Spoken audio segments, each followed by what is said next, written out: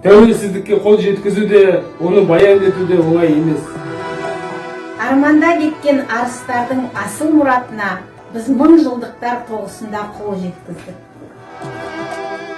Айымыз онынан туып, Тәңір тілекті берді. 4 құбыламыз тенеліп, төбедегі келді.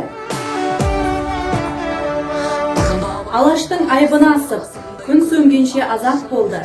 Қырандай қомданып, тұғырына қайта қонды. Іргемізді бекемдеп, байтақ шекарамызды халықаралық құжаттармен мызғымастай етіп бекіттік.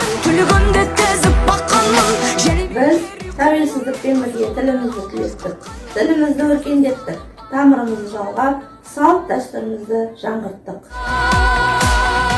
Тәуелсіздікпен бірге біз елдік дәстүр мен мемлекеттік мәдениетті жаңғырттық. Тәуелсіздік қауменді жұртқа тәуекелге. Азат еліміз атағы 6 қырлыққа жайылған абат елге айналып, жаһандық қауіпсіздіктің алтын белдеуіне барады. Кешегі қазақ хандығының бүгінгі қазақпен жырымын жаңада.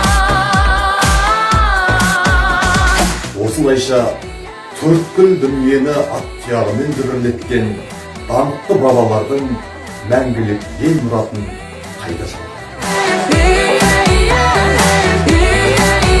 Ұлы мақсаттарды өзінің алдына тек ұлы халық қана қоя алады. Бұл дүниеде біздің бір ғана отанымыз бар. Ол тәуелсіз Қазақстан. Барша халқымыздың ең басты құндылығы тәуелсіздік.